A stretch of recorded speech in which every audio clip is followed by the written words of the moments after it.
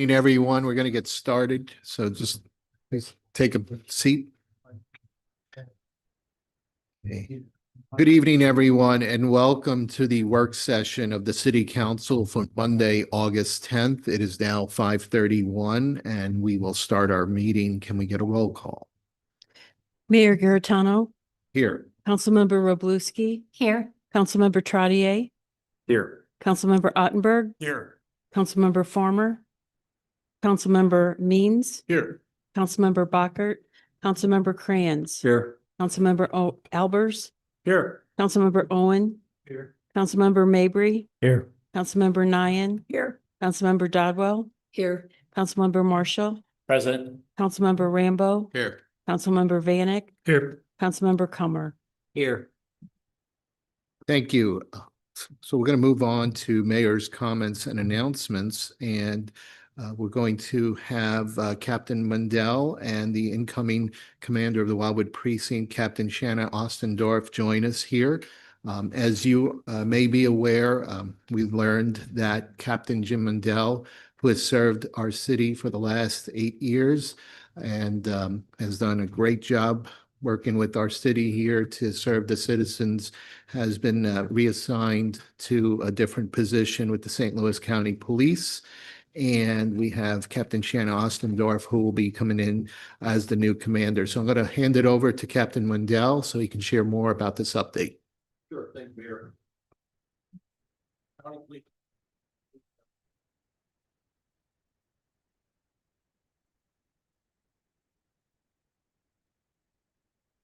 One of the longer standing captains in a position at almost 8 years. Usually at about 5 years, the chief likes to move folks around for different experiences and different opportunities. So we obviously had a change of chiefs back in June. So he's realigning his command staff, and I am fortunate enough to have been chosen to move on to a different assignment. Captain Ostendorf and I have known each other for quite some time. When I was a supervisor of our highway safety unit, Shanna worked for me as one of my traffic officers. So we have a great rapport, a long history of knowing each other and working together. I feel very comfortable turning over the reins to Captain Ostendorf. So I will let her take it from here. Good evening. Thank you for having me. Thank you for this opportunity to come speak with you tonight. I'll keep it short. I know you guys have a long agenda ahead of you this evening. So I have 27 years on with the County Police Department, all with St. Louis County. Obviously, I started out in patrol. I spent time in our highway safety unit. I've spent 5 years in the city of Fenton as an officer. I spent 10 months in the city of Valley Park as the commander, as a lieutenant. So I'm familiar with budgets, the city, what the city wants, what the city needs. Answering phone calls all time, day and night from mayor, council members, etc. And then for the last 15 months, I've spent in our Intelligence Operations Bureau. So all the secretive stuff and all the behind the scenes type things. I'm really looking forward to this opportunity, getting to know everyone and working with everyone to make Wildwood the safest place in St. Louis County. Thank you. Any questions? Yeah. Well, thank you, Captain Ostendorf, and welcome to Wildwood. We're excited to introduce you to our city, and we look forward for you to bring your years of experience here. So again, want to extend a warm welcome. I'll check to see if we have any council members that have any comments, or if you have a question, this would be a good time. Just raise your hand. We have Council Member Rob Rambo. Yes, I'd just like to thank Captain Mundell for his wonderful service. It's just been great to deal with, and always pleasant and always responsive. And I think he deserves our gratitude. Great, thank you, Councilmember Rambo. And I did share with Captain Mundell, as we just learned about this news last week, we will schedule a recognition for him at our next meeting next month. So we'll take that opportunity to thank you for your years of service. We have Councilmember Dodwell and Councilmember Owen. Did you have a comment as well? Okay, so Councilmember Dodwell. Welcome aboard. We certainly are going to miss Captain Mundell and the crew that he's led. But question for you, what do you think your biggest challenge is going to be moving into this role? So I have some command experience in patrol, but very little. So it's getting to know the citizens. What do the citizens need from us, from the police department side? What does the council need from me? What does the mayor need from me? Those are the big things, and making sure I get to know the officers. That's always huge, because they are people too. Yes, we wear uniforms and we wear a badge, but they have family, they have kids, they have things they like to do outside. So it's getting to know the officers on my side of that side of the house. But like I said, it's what is Wildwood? What do the citizens need? What does the council need? What does the mayor need? What can we do to help you in that process? Give me a little bit of time to settle in, get my feet underneath me, and get to know everybody. Councilmember Owen. So I will just say I had breakfast this morning with Commissioner Ashworth, and he was very complimentary of you. So from that perspective, I think he says we are in very good hands. So I welcome you to the city of Wildwood. Thank you. Anyone else that wishes to comment at this time? Okay, well, I don't see any, so therefore, that's all we have for you. Easy start here. So again, welcome to Wildwood. We're excited to get to know you better and for you to get to know everyone in our city. So it's a wonderful community. I'm sure you'll see exactly what makes this city come together. Thank you. Thank you. Thank you for your time. Okay, great. Well, we'll move on. We now have our for information section of the agenda, and as usual, we'll just pause right now to see if anyone has any questions or comments related to items that are in the for information section, and then if once we've reviewed any items that you may have, we'll move on to for action. Councilmember Dodwell. I don't know what you guys are gonna do when I'm gone. I got a question for Joe and a question for Rick. Can Rick give us a quick update on the 109 BA roundabout stuff? I know you sent out a memo, but I'd kind of like the public to hear. Yes, thank you, Councilmember Dodwell, council members. I did post a memo on the agenda tonight to try to give you some background information on the project. We do anticipate work starting soon, hopefully next week on that project. We ran into some issues. Essentially, the design plans did not match the elevations on the field survey came up with. So we had to go back to the drawing board, and HR Green redesigned the features, the tie-ins from the new construction to the existing pavements. So it took a bit of back and forth with the contractor and the engineer and frankly the surveyor to get all this figured out and determine really what the issue is. So we think we've located it. We believe there was an error in the original design survey that they utilized for design of the project. And when they constructed the roundabout, what I understand is of the issue today is that they constructed the roundabout actually a little bit lower than should have been. So effectively, the elevations to tie it back into the existing alignment had to be adjusted. And the fact of the matter is there is some curb and gutter that you may see removed and replaced, particularly on the north end of the project as a result.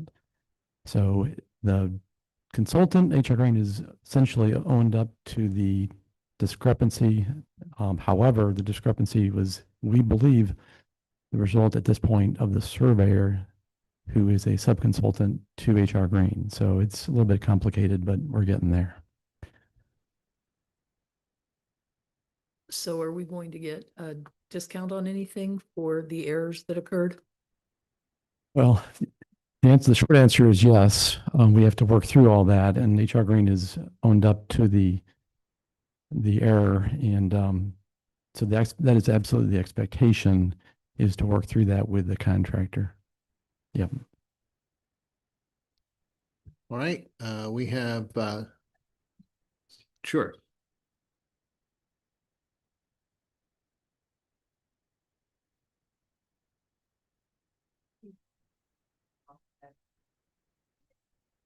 Okay, we'll come back to you. So we'll give Councilmember Vanek the opportunity now and then For we'll, Mr. Brown. A okay, come on up. couple weeks ago, I contacted the city administrator and asked about, when the construction, pardon me. The construction of the path on Old State was going to begin. And they said Monday. Well, of course, I guess the old joke is it didn't specify which Monday, but they had good weather last week. This thing was supposed to be starting construction in the spring. Here we are approaching the fall, and we already got one extension from East West Gateway for the federal funding. And I'm beginning to become concerned that I don't know what the issue. I know there was issues with the utilities and all that. But when is this project actually going to begin? Monday? I'm just kidding. I'm just kidding. So, exactly. So I was told they were going to start today and I was told they did show up, but I don't think much was done, frankly, other than to, I think, determine what they were going to do the rest of the week, essentially. So I'm expecting them to be out there tomorrow. That's what I was told today. So I'm pretty optimistic. They've got the green light. We did wrestle with a number of issues more recently pertaining to utilities and adjusting some grades for the trail. But I know it's sounding a little bit like a broken record saying it, but I do expect them to be working this week. Any Weather permitting. updates? Just any updates on the crosswalk issue for Lake Country Estates? So I think with the city administrator's involvement, we are optimistic that we might have a path forward, but I don't think either one of us can commit to that. But I know Thomas, maybe I want to refer to this directly because he had a conversation with Mr. Vanek more recently than I have, but we have requested a follow-up conversation with not Mr. Vanek, Kalesa, thank you, to essentially plead our case one last time. And I think at this point, I'll turn it over to Thomas if he wants to add more based on his conversation. Thank you, Mr. Brown. With the mayor's permission, thank you. Just a quick note on that. I did have a discussion with Mr. Kalesa regarding the crosswalk at Lake Country Lane, and it does seem plausible that we could come up with an engineering solution. The one impediment that was provided was that the county pretty much had made a statement that the warrants at that location just not enough having not enough foot traffic. So they would be pushing, at least at a minimum. We could probably design our way into getting it done and getting a permit to do so, but they may very well be coming back and requesting from the city the ability to maintain that in perpetuity if we want to have that one. And the other one at Lakeshore Meadows would be handled by the county. So this would be one unique instance that might be coming back to the city council for review. But we'll have that discussion. We had reached out to him, talked to him last week. We actually had the engineer and consultant that had submitted the most updated plans looking at that area. They have that in hand, and now it's going to be Mr. Brown and I reaching out to Mr. Kalesa to have kind of a catch-up meeting, but we should have more info soon. So I think at this point, we just kind of sit tight. Let's see if they're able to, and if not, we'll certainly do our part to escalate. Okay. Councilmember Dodwell, do you want us to come back to you now? Okay, you're going to pass? All right. Is there anyone else that has anything under for information? Okay, then we're going to move on to the rest of the agenda here. So we're going to move into for action items. So under Planning and Parks Committee, the first item is a temporary lease agreement for the J.P. Connell House. Director Vunich. Thank you, Mr. Mayor. Mr. Mayor and members of City Council, as you may recall, since January of this year, the Historic Preservation Commission and to a certain degree, the Planning and Parks Committee has been discussing the J.P. Connell House, which is located on 14 acres at the intersection of Route 100 and St. Albans Road. J.P. Connell House is a significant structure in that it was constructed by the same builder that did Old Pond School, and it has very unique architecture, along with the family itself having quite a history in the West St. Louis County area. Since January, there have been a number of proposals submitted by the current owner to restore the J.P. Connell House and, for all intents and purposes, reuse it for a purposeful activity. What that use may be has changed quite a bit. It started out as possibly light industrial, commercial, retirement center, and et cetera, et cetera. Eventually, the Historic Preservation Commission in May of this year made recommendations regarding the steps in a process to bring the J.P. Connell House back to life. Those included having a structural engineer visit the location, do an assessment of the structure itself, and see if it was savable at this stage, which it was. Thereafter, an incentive package was offered for what was described as the north half of the property, approximately 4 acres, and an incentive package in principle was endorsed for the south half, or the remaining 10 acres. As time progressed and the structure was not stabilized, there was an urgency to the conversation, and a temporary lease agreement was proposed.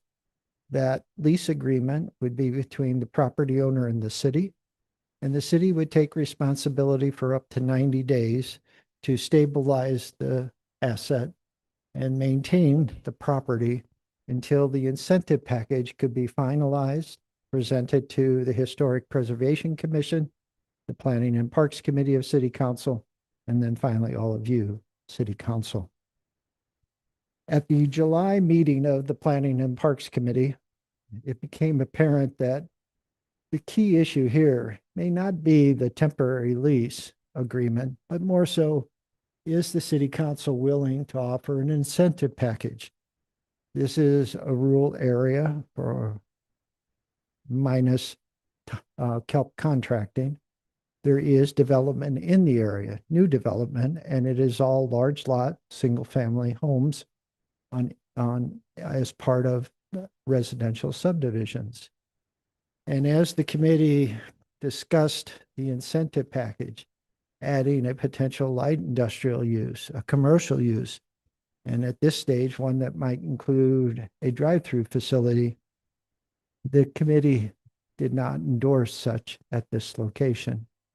And in the report, it notes the reasons for that lack of endorsement, such as the predictability that the master plan and its conceptual land use categories gives to residents when they invest in property and build improvements. Meaning, if you ask City Hall, we tell you it's intended for large lot, single family homes and nothing else. Now we're saying that may not be the case. Also, protection of the non-urban resident district is key. And that has been a key component of the city of Wildwood since its inception. In fact, is what led to the incorporation. And there were several others.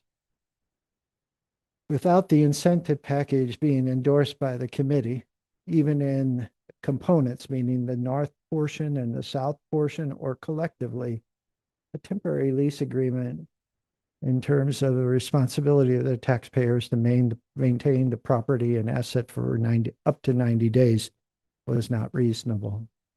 So the report you have before you tonight does not endorse any historic land, any incentives for the historic preservation aspect associated with the property. And with that action, does not endorse entering into any type of temporary lease agreement with the property owner for the stabilization of the asset. Tonight, the department is presenting that action. Certainly, with that action, the likelihood of preserving the J.P. Connell House is now almost none to slim. And so tonight, the department and the committee are presenting their findings for comment or action. Thank you. Okay, do we have any council members that would wish to comment or make a motion at this time? Councilmember Mabry. I'm at a point where no way even close to know what motion could be without a whole ream of questions. So may I just go for a question at this point? Yes, please go right ahead. Thank you. The historical asset is valuable to the city. That's documented and that's obvious. Yes, sir. The value of that house has not just no value to the owner, as the owner has stated, but it also is an impediment by logic to the development of that property at anything other than NU 3-acre density zoning. So it's only with the existence of that historic asset stuck on that property and staying there that the city can even legally entertain a historic overlay, a SCOT circumstances overlay or historic overlay, whatever those one or two different conditions are.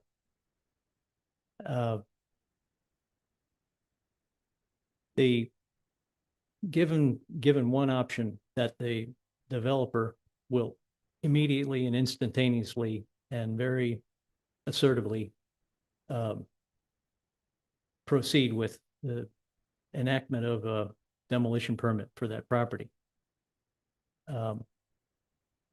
There will no longer be any mechanism the city can use to allow anything other than non-urban density development for that 14 acres, so that 3 divided by 14 still equals 4 houses. Is that all correct? That is correct, sir. All right, now just continuing this.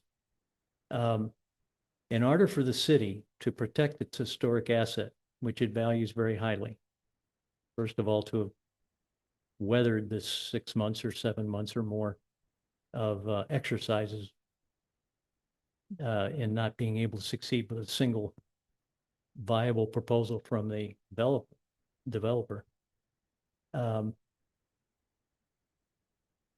Is there any means the city can use to put its money where its mouth is, or to show its value of what it values this historic asset's value is, other than nothing, than just 4 lots on 14 acres? Is it exposing the city to undertake condemnations proceedings against the 4 acres to the north of the creek, and retain the property for its value as a historic asset? Is that outlandish? Has that ever been done before? I'm just trying to come up with something creative to save that house, where the owner developer is taking active steps to do exactly the opposite. And what seems to me the evidence of that, just mine, not any of the other 15 council members, is that in having the Planning and Parks Commission entertaining and then deciding that it's not very practical and not very wise and not very businesslike, and responsibility shown to the residents of the city to provide for conditions of an incentive package without even knowing what the developer is asking for as an incentive, despite the city's repeat begging for the developers conditions of an incentive package. Once a drive-through. That's not what the spirit of the historic overlay district did at all. It's actually against that. So I've held the floor for too long. What's the viability of condemnations proceedings for the 4 acres? We don't want to be guilty of a malicious taking of all 14 acres, just to teach anyone a lesson. But for that 4 acres to the north of the creek with the house on it, what's the most creative thing we can do to save that asset? Well, certainly the city attorney knows much more about condemnation or the rationales for such an action and how best to approach it. But I think from the perspective of the department, condemnation is used when you have an unwilling seller or participant. In this case, as Mr. Gruey, the property owner, has mentioned, this is his business, developing property. So in lieu of condemnation, an offer to purchase would probably be more well received and not carry the baggage that a condemnation action can. The, as follow-up, that's so obvious, even I didn't think of it. So we offer to purchase the property outright, whether it's the 4 acres or whether it's all 14 from the current owner. And from my understanding, this property was purchased just recently. So there's going to be a historical record of sale at what the property was purchased for. There's going to be comps for the area for what raw land is worth out in that neck of the woods. Have you seen that done before, where we buy out the competition of attempting to protect that historic asset? Has that been done in the past in the city's history? I would estimate that 90% of the property acquisitions the city has done has been in floodplain areas. And they were a result of repeated flood events that just ultimately wore out the property owners, the residents of the homes. And so those negotiations were mutually beneficial. The property owners wanted to leave the floodplain, and the city wanted to remove the structures, the buildings, so that the floodplain could flood and not impact them. Where we have practiced acquisition of properties not necessarily in the Glencoe area or the floodplain of the Merrimack River, those two have been generally agreements that have been reached long before we got to a stage like this, where we've tried to work through every possible scenario under the Historic Preservation and Restoration Code, the master plan and its historic land use category, but we just haven't been able to find the right formula. So to offer us, is it something that would work? I think acquisition can work if you're willing to pay the price the property owner requests. But again, we're in a bit of a budget scenario. We've talked over the last year almost about where can we cut back, where can we focus. Certainly, to me at this stage, if I were to be asked, is that a good expenditure of taxpayers' money? I would say maintaining our current parks. We've got trails that need to be resurfaced. We've got sidewalks that need to be replaced. We have vandalism damage almost now weekly, it seems. So from the perspective of the department, if we have excess funds to do acquisition, I'd like those to be directed to park maintenance, trail maintenance, et cetera. That's where the people are. That's where we need to keep them safe and functional. Thank you, Director. Mr. Mayor, I'd be at a point, if nobody wants more questions, I'd be at a point. Perfect. Hey, Councilmember Owen, please go ahead. I got one comment. I mean, it seems like the person who purchased or acquired this property, if they're wanting a variance in our zoning to make it industrial, and that's the only way we can, or commercial, and that's the only way we can satisfy them. It seems like their intent was to use it for that to begin with. So they're really just, they bought the property to get us to get it rezoned, holding the asset over our head.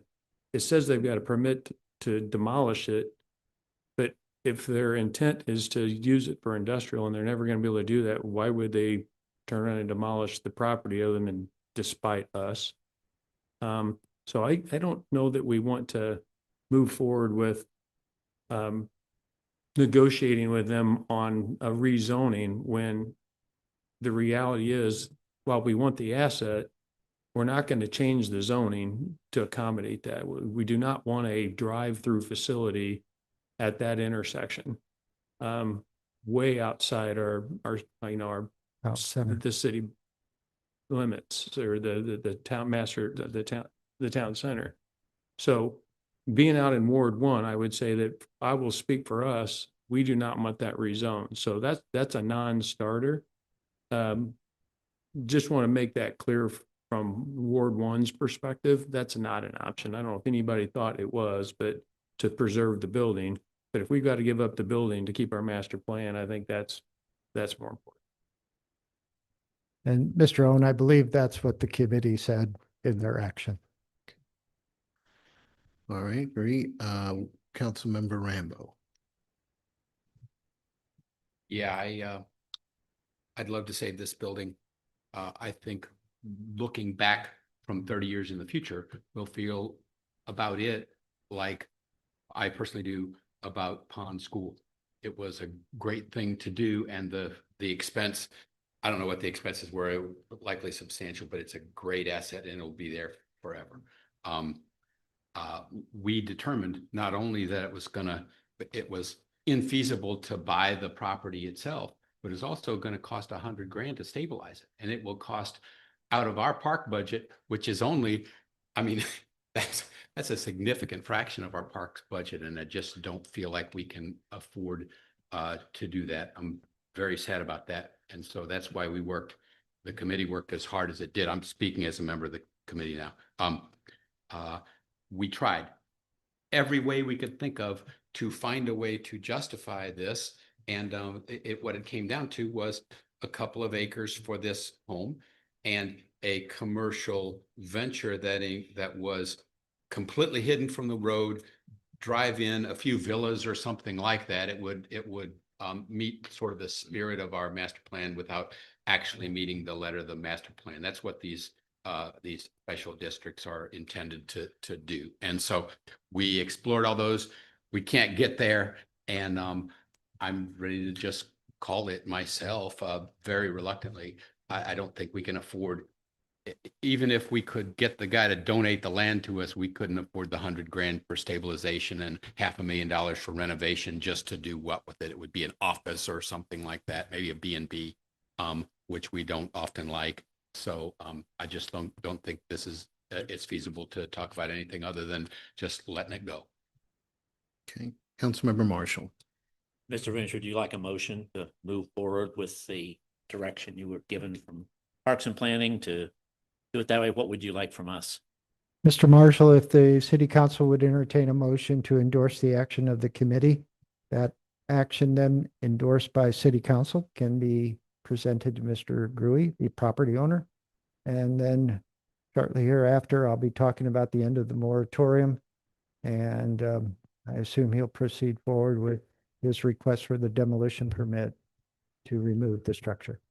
And Mr. Owen, the reason he continues to speak about the structure is concerns about liability and the insurance costs associated with it.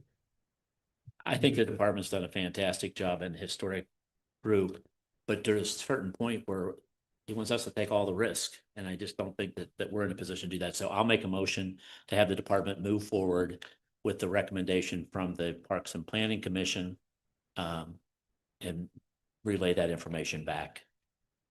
Okay, we have a motion on the floor made by Councilmember Marshall. Is there anyone that wishes to second that motion? Second by Councilmember Ottenberg. Any other discussion? Right, no discussion on all those in favor of the motion, please say aye. Aye. Anyone oppose or abstain? Opposed. Okay, we have one oppose. The motion passes. And we'll move on to the next item on the agenda, which is the 2026 recreation event toward the Wildwood Awards. Thank you again, Mr. Mayor. Mr. Mayor, members of City Council, the Department of Planning has provided to you a letter regarding the upcoming Tour to Wildwood. This would be the 22nd year of the Tour to Wildwood. The letter is provided just to acknowledge that when the recreation schedule was set as part of the budget process at the end of 2025, and the schedule was presented to the Planning and Parks Committee and ultimately City Council, there was always kind of a question mark next to this particular event. The event has drawn a lot of interest of late. We have some ideas, thanks to Mr. Ottenberg and others, about how to better market it. And so tonight, the department is advising the City Council we're proceeding forward. We believe this will be a great test opportunity, and we'll report back how we did in terms of the new marketing goals, the additions we like to think that will make it more appealing and return the ridership to past years. If not, then we can have the conversation about 2027. Okay, do we have a motion on the floor? Councilmember Ottenberg. Yeah, I'll make a motion, but may I make a comment first? Yes, please go right ahead. So Director Vunich, it might be beneficial to expand a little bit on the information you provided, mentioning that we used to partner with, I believe it was the Missouri Bike Federation on this event. And last year, we did not partner with them because basically they weren't returning phone calls. And as a result, it was basically the first year that we had to sort of take this event on our own. Yeah, I think, thank you, Mr. Attenberg. In the memo, in the letter, the department notes that for many years, our partner was TrailNet, probably the most well-recognized, well-known entity for multimodal transportation advocacy. Following that, the Missouri Bicycle and Pedestrian Federation became our partner. And last year, for whatever reason, I think they're suffering from some budget issues. They would not return our call until almost the beginning or middle part of September, and the event's at the beginning of October. So as Mr. Attenberg alluded to, we had to do the marketing in a pretty short order. And I think that's part of the reason we ended up just a little over 100 riders. We think we can do a much better job 2 months out for the most part, and we'd like to give it a try. Thank you. With that, I would make a motion to proceed with this event as outlined by the director. Okay. I had a question, sir. We have a primary motion. Can we get a secondary on the floor and then we'll open up the discussion? All right, seconded by Councilmember Means. So now we'll entertain discussion. Go ahead, Councilmember Albers. Did you say you had 100 riders last year? Yes. Okay.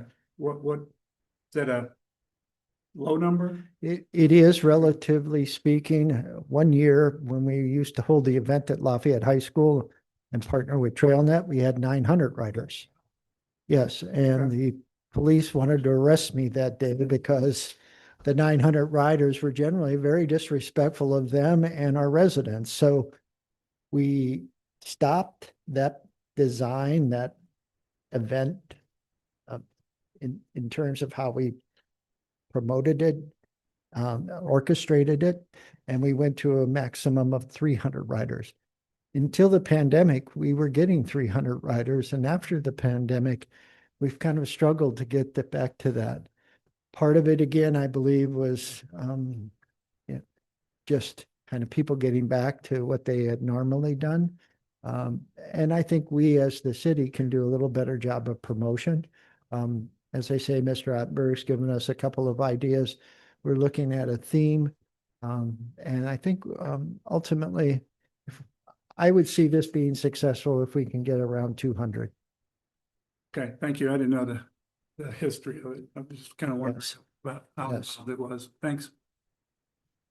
All right, we have a motion on the floor. Any other discussion? All right, seeing none. Oh, Councilmember Rambo. I just want to make a quick comment. I attended that massive event and my impression was many of the attendees felt as though it was the Moonlight Ramble and not a cycling race or event of any kind. In other words, there were a lot of unserious people there on banana bikes and, you know, weird costumes and stuff. And those are the kinds of people that you can't count on to be courteous and respectful, because most cyclists honestly are that way. And so moving forward with this, I would just suggest wherever this goes, I guess it'll go back to committee, but wherever this goes, I would strongly suggest that we keep that in mind because we can attract responsible cyclists and sort of minimize the effects of those that are irresponsible. So thanks. Okay, we are at about 20 more minutes remaining in our work session. So just a quick check on the agenda. We do have 2 more items under for action, an executive closed session, and then miscellaneous receive and file. So we'll continue to move forward, but just be aware we may be running out of time and may have to come back after the main meeting for the rest of these items. So moving on, next item. Mr. Mayor, we need a vote on the Oh, motion. thank you. All right, yes. So now that motion on the floor that we have, does anyone need the motion repeated? All right, all those in favor, please say aye. Aye. Aye. Anyone opposed or abstain? All right, moving on, next item on the agenda, which is the temporary moratorium on demolitions of historic assets, termination all wards. Director Vunich. Mr. Mayor, thank you. Mr. Mayor and members of City Council, as you know, at the start of this year, a temporary moratorium was put into place by City Council on the demolition of historic assets that's on the city's inventory.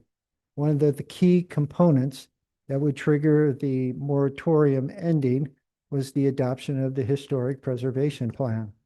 That plan is up for final reading tonight, and if the final reading proceeds forward, the plan will be adopted. In the enabling legislation, it does allow the City Council to extend the moratorium under justification. And so tonight, the department is advising you have that authority to extend it, but the plan will be adopted. And the department sees no reason why to proceed forward after the adoption of the plan with any extension. Mr. Mayor, I would respectfully request a motion to not extend the moratorium beyond the period of time anticipated when it was adopted. Okay, as the director requested, is there anyone that wishes to make that motion? Mr. Mayor. Councilmember Mabry. Yes, Mr. Mayor, I'd recommend a motion to do the opposite and to extend the moratorium for a period of not less than 90 days. Okay, so there's a you're reason. making a motion. Is there anyone that wishes to second that motion? All right, is that a second? No, I would ask, Oh, Councilmember Mabry, my heart is with you, Bob. I'm wondering what your specific rationale is, for that, because there doesn't seem to be a really strong one other than emotion. And I'm trying to keep that out. Responding to the council members, the exact reason why I opposed the prior motion regarding the planning and parks recommendation. I don't know that it's going to take $100,000 to stabilize the structure. I don't know that it's going to take $500,000 to do something that we want to do with that asset. I don't know those things. What I do know is if we no longer keep this moratorium in effect, that's less teeth the city has in order to cajole or shame or convince or sell the owner or developer into entering finally legitimate professional level communications about what it would take to make that property available for the city as a valuable asset. So if it's not 100,000 to stabilize, and it's only 40, and if it's not $500,000, it's only 150. The voters, the residents of the city need the right to know what they're getting into. None of that can happen at all unless we first of all get a stay on the execution of that demolition permit. And unless we can engage the owner into serious discussion finally on how to make a deal. Otherwise, the owner's got himself 4 houses on 3-acre lots, whatever he can sell those things for. But that's it. And that's really the explanation for why I'm making the motion to just put a stay on it. It doesn't seem to me to hurt anything. We're not paying employees to keep watch over that provision. So let it ride and give it another 90 days and see if we can get the owner to come back to the table. And if I had proof that it's going to cost $600K to make a go of that, then I'd say, well, we lost this one. We lost. Again, just to make sure we're following Robert's rules, is there anyone that wishes to second? Otherwise, we're getting into discussion and debate. Okay, I'm sorry. Yeah. So I allowed that to allow the clarity on the reasoning for that motion. But yeah, do we have a second? Okay, I don't think we have a second. So is there anyone that wishes to make another motion?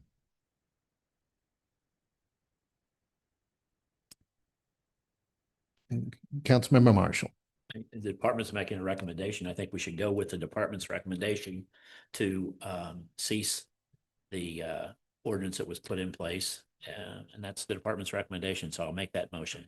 Okay, is there anyone that wishes to second that motion? Councilmember Comer. Okay, so now we have that motion on the floor. We'll open up again for discussion now related to the motion. So Councilmember Rambo. Yeah, folks that were there when we viewed the property recall that I actually caught a turkey buzzard in the upstairs bedroom to put it out, and that none of the windows were open. And so I risked my life and the bird's life to get rid of it. There's a lot of stabilization that seems to be required on that structure, just from what I know of construction.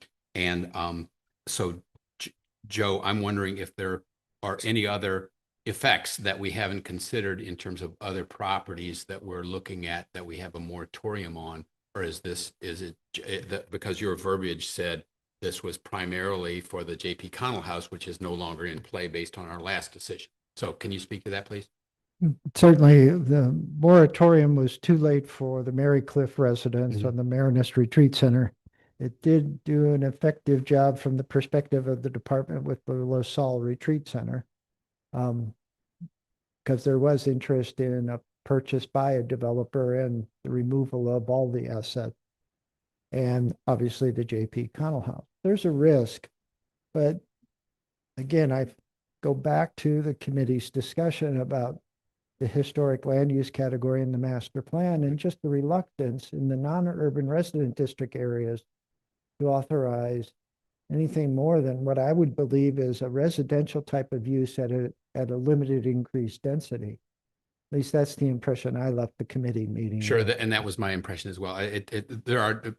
You have affirmed that there are no hot button properties out there that we need to be concerned with, and the only alternative for future properties is to keep this moratorium in place forever, which is not a workable solution. Well, I will never turn my back on La Salle Retreat Center. That could blow up in our face anytime. Yeah. So certainly a moratorium on demolitions protects that more so than anything. But I also know that a moratorium isn't intended to be permanent. We have under the language until the end of the year.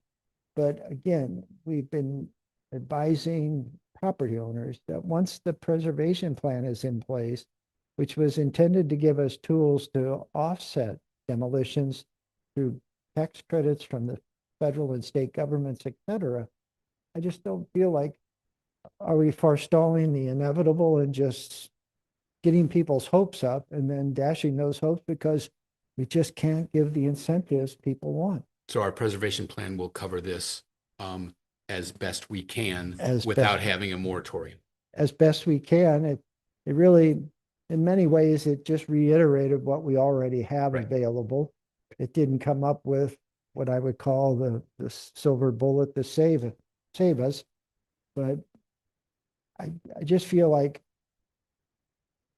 we stand at the podium in front of the Historic Preservation Commission talking about preservation, talking about incentives. But the reality is our residents, I think when they do the balancing act or the pros and cons, seeing a commercial use at Highway T and Route 100 versus the removal of the structure that in many ways very much in distress, it probably isn't a balance. It's not a balance they would favor. Right. Thank you. Okay, we have that motion on Thank the you. floor. Anyone else wish to speak on this matter? Otherwise, Councilmember Comer. Yep, he seconded it. All right, looks like we have no other further discussion. There is a motion on the floor. Does anyone need that motion repeated? All right, all those in favor, please say aye. Aye. Anyone oppose or abstain? Opposed. Okay, we have one oppose and the motion passes. Again, just being cognizant of time, we've got about 10 more minutes before our main meeting. I did ask the city administrator if we should start this next item. So he did advise that this is a preliminary result, but his recommendation regarding the archery hunting regulations and deer management survey were that we would wait for the full report to come out. And that's what he was going to ask the council of. So let's see if we can, see how this goes over the next 10 minutes or so. And if the council does agree that we do want to wait for the full report, then any discussion or in-depth discussion would probably be appropriate once we have all the information. So go ahead, City Administrator Lee, go ahead and introduce this item. Thank you, Mayor. Real quick note on this. I mean, the data is in this report, so it has the broad line, response rates and what the actual answers were for the questions. What we're waiting on and what will be really fortuitous to have from Professor Naines is he's currently working to do a deep dive analysis on the open-ended questions. So there was a general feedback provision. We actually received quite a bit of feedback from that. A lot of individuals that completed the survey ended up providing quite a few responses. So we're analyzing that. The other thing it's going to be nice to include too is just some data on the margin of error, some responsiveness rates on some of these questions. So we wanted to make sure to get the data out to the city council for the survey, but nonetheless, in September, we'll have the full statistical analysis that also provides a little bit more detail on, the gender of the individual that answered the question, kind of getting some insights on the different wards that answered. I will say, based off the response, we had about 502 valid responses in the survey, which is pretty high for a survey like this. Since we didn't do a mailed back version, which we did for the solar survey, that typically tends to, you're just doing online. It does cut a few of the responses, but overall, the responses are considered statistically valid and representative of the city as a whole. Where it does fall short is that we did not get enough responses to properly compare ward to ward. So when you look at the distribution, which we'll have more info on in September, that is where it can get a little tricky of Ward 1 feels this way, Ward 2, we don't have enough data to be able to encapsulate all wards. So more information on that, but just a brief overview of some of the results. And, as time allows, overall, in June, we had approved the Deer Management and Policy Survey that went out. We mailed out and working with Professor Naines took the total number of properties, which included apartments, condos, households. There's a total of 13,917 dwellings that were included. 1,600 were selected to participate, 200 being from each ward. We mailed that out on June 29th and opened up the survey. 2 weeks later, we also sent out a reminder postcard, just providing them with a heads up. We only sent that to the individuals that had not submitted a valid response. One great thing we did with this survey was we had the use of an 8-digit participation code, which was used to be used one time per household. So if one person used it, the good news is we were able to track the IP address to make sure that it really was just one person answering for each. So overall, Professor Naines' opinion is that it's a statistically valid survey, given that there's over 500 responses of the sample pool. I would agree with that sentiment. Nonetheless, to go through some of the results here, we got some pretty split feedback, quite frankly, on some of the questions I'll just jump through these real quick to give an overview. For the big question that we were trying to focus in on about our regulations, specifically talking about the minimum parcel size and whether parcel aggregation should be considered, Professor Naines, when looking at it, saw that the majority of residents do want to see a little bit more of a permissive structure, but when you actually look at the data, the counter of that is over 50% of the respondents answered that question with either keep it at 3 acres and don't change, or keep it at 3 acres but allow parcel aggregation. So it seems that the majority are in support of the 3 acre, but maybe with some more less restrictive provisions that go with it. But when you look at the individual responses themselves, the number one response when you compare all 5 answer choices together was the reduce to 1 acre and allow parcel aggregation. So when you take all of that as a whole, it can produce somewhat conflicting information there. It's not as clean cut as one would want it to be. That said, kind of going back to the general themes, over 50% did support keeping it at 3 in some fashion, but a grand majority said that it could be more permissive. So just a quick note on that. Going further, another interesting tell too was we wanted to make sure to ask the question of how strongly they felt about the change when it came to going down to 1 acre, keeping it at 3, whatever it may be. And the interesting thing that came with that was that when looking at the 1 acre minimum, folks that had answered very strongly tended to be the ones that also wanted it at 1 acre. So they tend to really care about that answer. So just a note there, the 3 acre minimums had a lot of somewhat. How strongly do they feel about their answer was somewhat. So just another note of how the respondents were thinking. When you look at the actual regulations of what we require, it was pretty split, but nonetheless, majority of respondents Majority of respondents did have registration or some type of permit. That was well, almost 50%. But one of the interesting things was we allowed that question. It included registration, the proof of written permission from the landowner, insurance, and also just the reporting requirement. We had a ton of different things that we wanted to ask and see if they were interested in.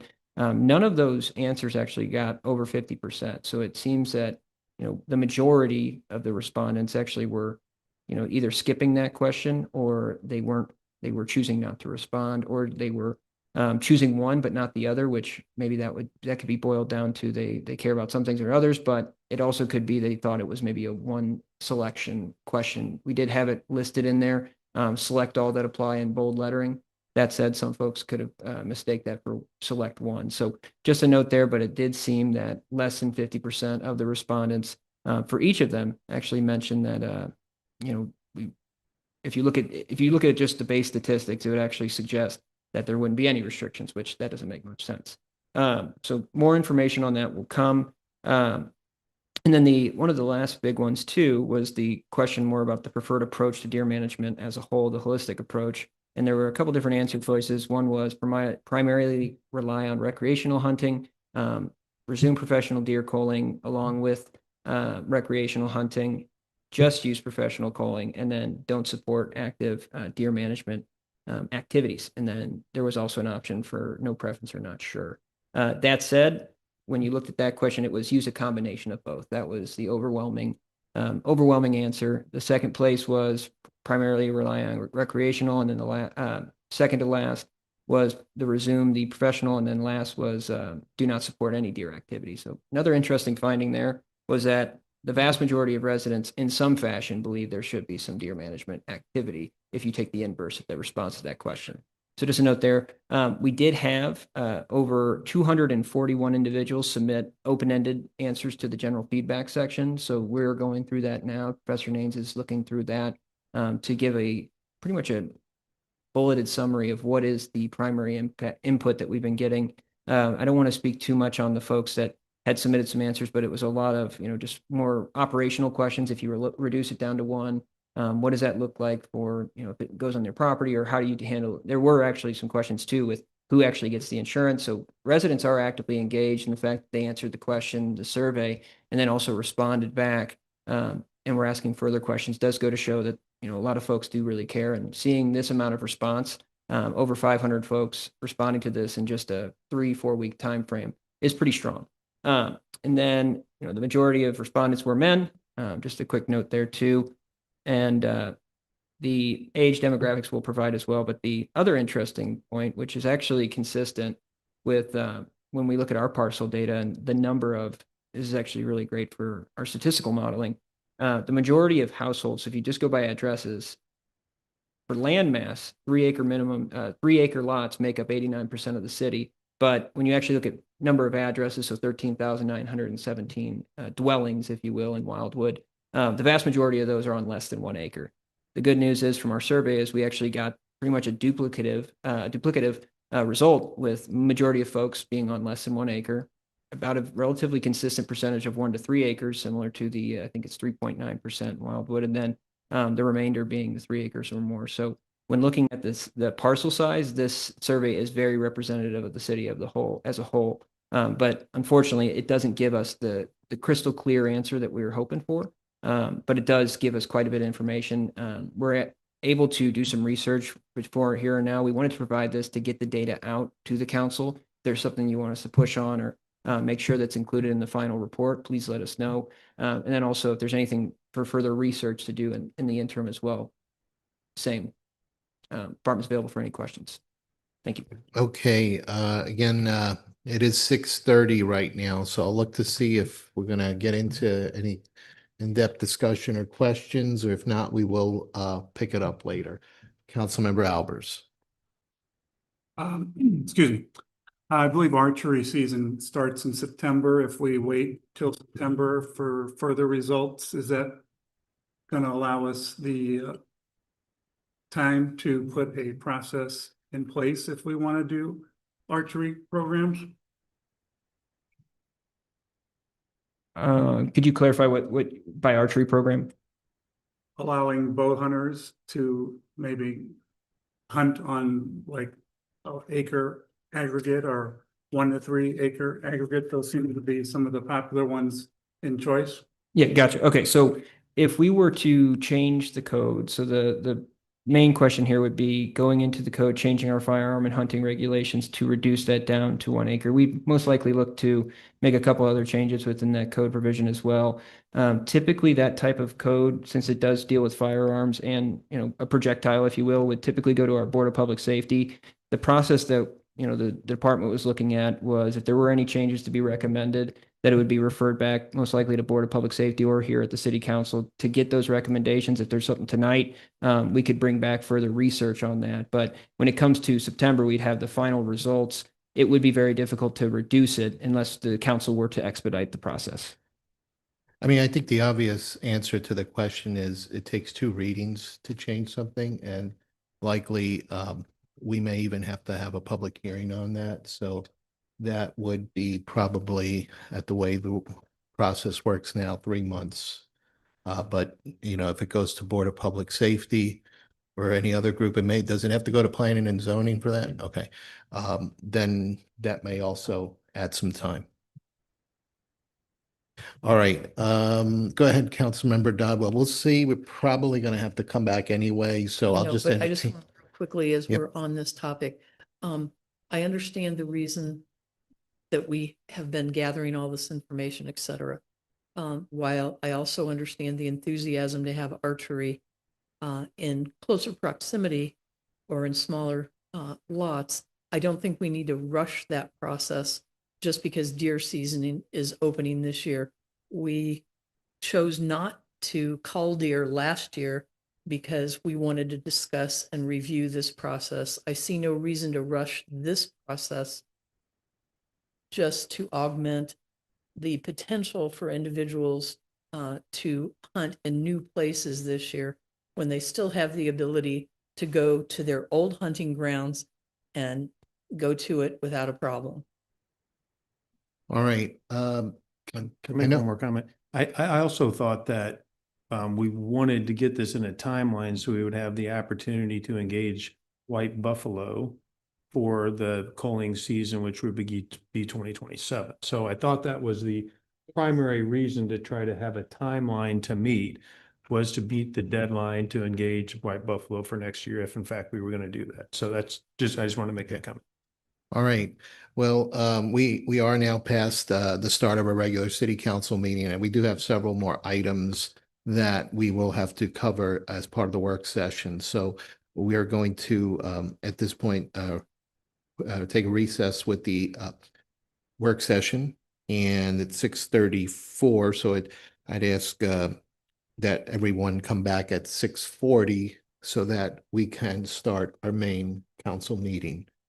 And therefore, we don't need motion at this point, right, City Attorney, to take a recess on the work session? If you want to declare the recess until after the commission wants to object. All right, is there any objection to that? Okay, well, with that then, we will take a break right now for just a couple of minutes, and we'll resume with the start of our main meeting at 6:40. Thank you.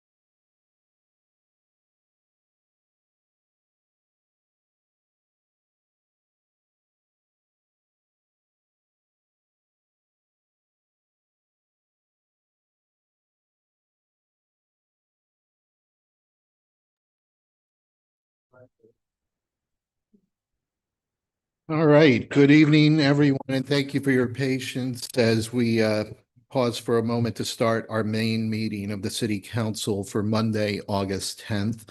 It is now 6:43, and we will begin with our roll call. Mayor Giratano, Here. Councilmember Roblewski. Here. Councilmember Trottier, Here. Councilmember Ottenberg, Here. Councilmember Farmer, Councilmember Means, Here. Councilmember Bockert, Councilmember Kranz. Here. Councilmember Albers. Here. Councilmember Owen. Councilmember Mabry. Here. Councilmember Nian. Here. Councilmember Dodwell. Councilmember Marshall. Present. Councilmember Rambo. Here. Councilmember Vanek. Here. Councilmember Comer. Here. Okay, thank you. If you're able to join me, please stand for the Pledge of Allegiance. Pledge allegiance to the flag of the United States of America and to the republic which it stands, one nation, under God, indivisible, with liberty and justice for all. Thank you. Okay, approval of the minutes will be part of the consent agenda, and we'll move on to public participation. So do we have any speakers for tonight? Please go ahead with the first speaker. Karen Shannon wants to speak on Mia Bella development.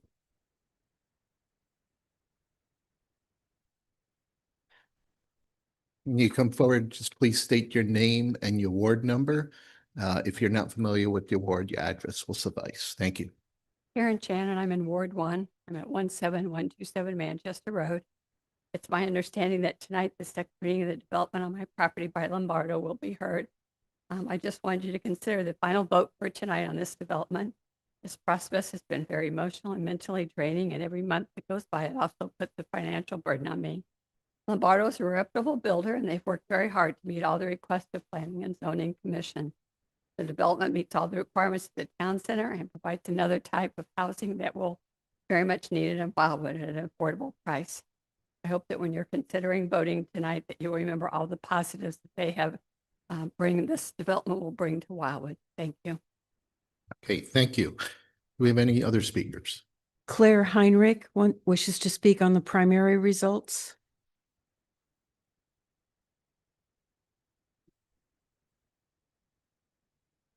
Good evening. My name is Claire Heinrich. I live in Ward 4, and I am running to represent Wildwood and Clarkson Valley in the Missouri House of Representatives. First, I'd just like to say thank you to the mayor and council, as always, for letting me speak here tonight. This past week, the primary election was held, with this building attracting the largest number of voters in all of St. Louis County. I see this as a testament to our citizens' civic responsibility and desire to shape their community. I got to stand out front all day in some very warm weather. But in doing that, I also had the chance to meet so many wonderful people from our district. And I would just like to thank every member of our community who came out to vote, even though they had to maybe stand in line and it was a little warm. Later in the night, I watched the election results come in and was heartened by the overwhelming rejection of both amendments 4 and 5 in our community, where 3 out of every 4 residents in a bipartisan effort defeated this government overreach from our state's capital. As you might remember, my position was that these amendments, as written, were wholly unacceptable to our community and Missourians across the state. I am now the last candidate running to represent our community at the state level who is in lockstep with the consensus here in Wildwood. As all of you know, consensus in Wildwood is not always the easiest to achieve on every issue. We are a very independent group of people, but we are also a group that came together to reject half-baked or completely unbaked ideas that sought to remove citizen input from the policies that impact our lives. I am so proud to be from a community where citizens stood up and made their voices heard. For the remainder of this campaign, I continue to work to meet the people of Wildwood and Clarkson Valley. I continue to put our community above party politics, and I continue to be here to answer any questions or address any concerns should citizens have them. Thank you for your time. Thank you. The next speaker. All right, no other speakers. If you are online and wish to speak, this would be the time to use the raise hand feature. And we will check for that. And we do not see any at this time. So we'll conclude with public participation. We'll move on to mayor's announcements. So if you just bear with me as I come down to announce a proclamation.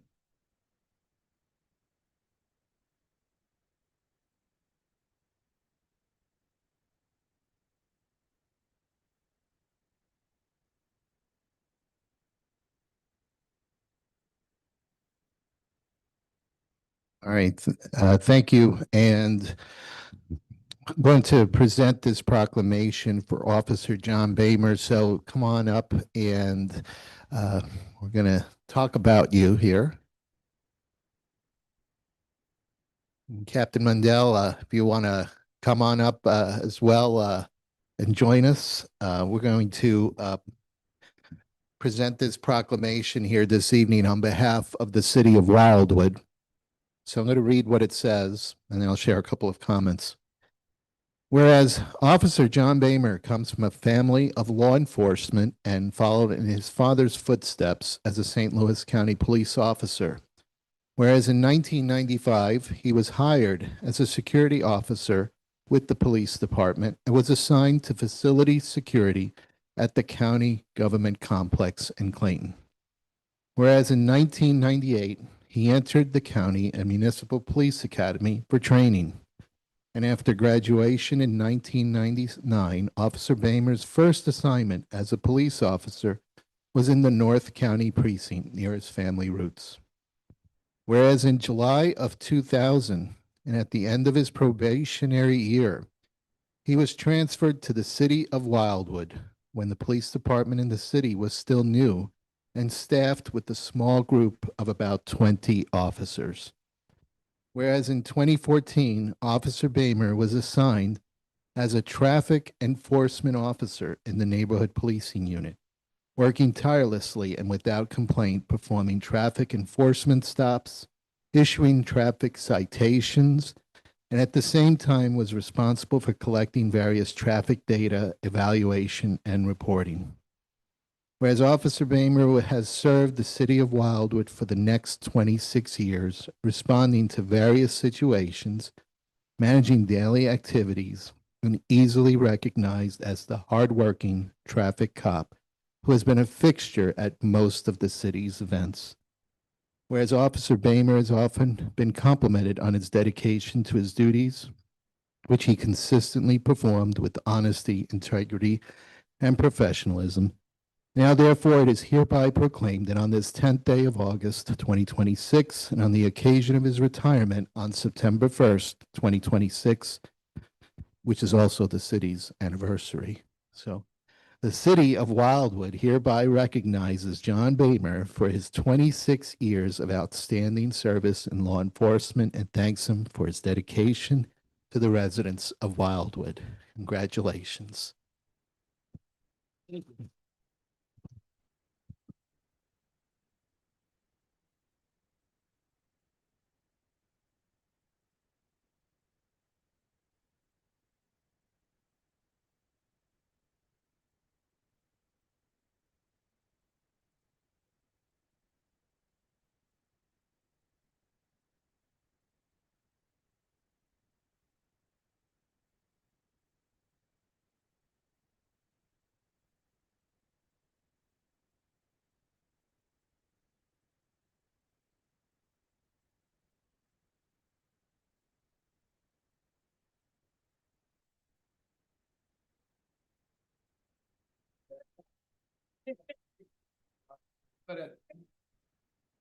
Well, I do want to say, don't go anywhere. You're going to talk too. All right.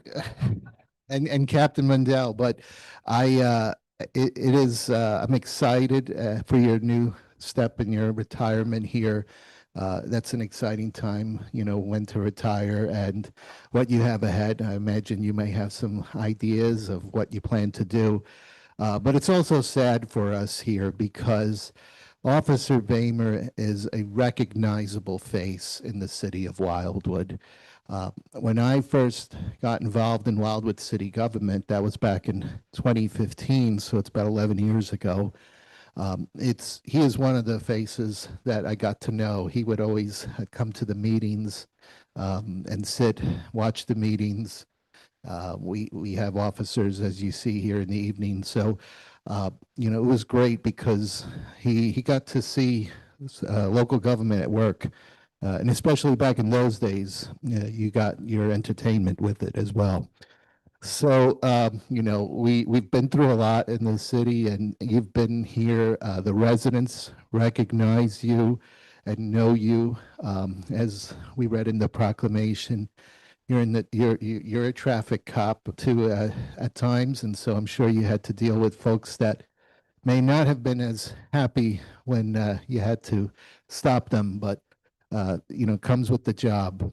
So we are extremely grateful for your dedication. You're going to be missed, and we hope that you will come back to see us in Wildwood. But we're excited that you get to enjoy your retirement, and hopefully you have some great big plans ahead.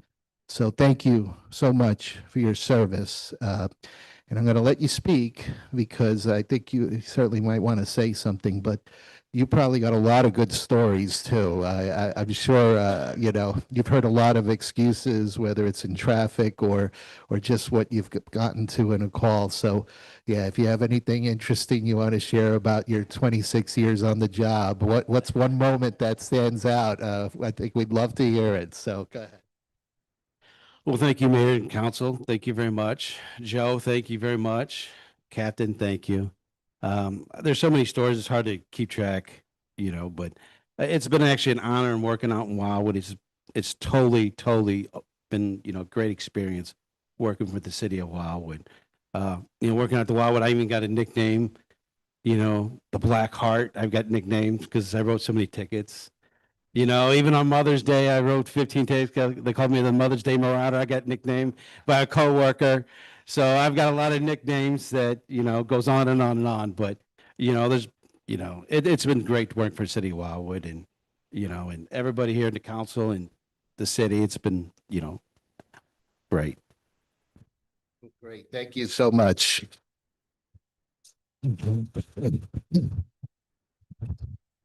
He's been truly a part of the family here in Wildwood. I'm going to let Captain Mendel say a few words. Thank you. Traffic enforcement is a necessity, obviously, in Wildwood. As I hear from many of the council people, we want traffic enforcement, and John was one of those guys that did that job every day. Always with a smile on his face. And as the mayor mentioned, it's not a popular job, not popular interaction. Prior to my assignment here, going back some time, I was a supervisor of our highway safety unit. And that group's, that's all they did was write tickets. And, you know, to their credit, I could count on one hand how many times, you know, I had a complaint on those officers. And that's what they did every day, all day. And John is the same way. That just shows professionalism. They do the job right. They do it in a professional manner. They treat people with respect, and they get the job done. So he was one of my go-tos. So I got to look for a new go-to on some stuff now. But he's done a great job, and I appreciate him being here. Thanks, John.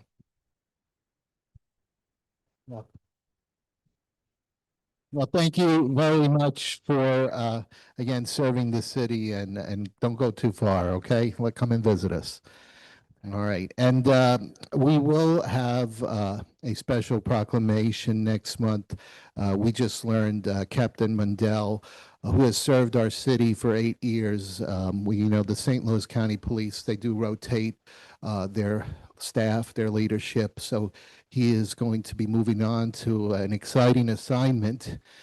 So earlier in the work session this evening, we got to meet the new incoming commander of the precinct, Captain Shanna Ostendorf, who will be starting her new assignment, actually, this Sunday, I believe. So we're going to recognize Captain Mundell who has served the city for 8 years at our next council meeting next month. So we want to thank you for that. But again, we also will miss you very much. So thanks again for this. We're going to resume our meeting.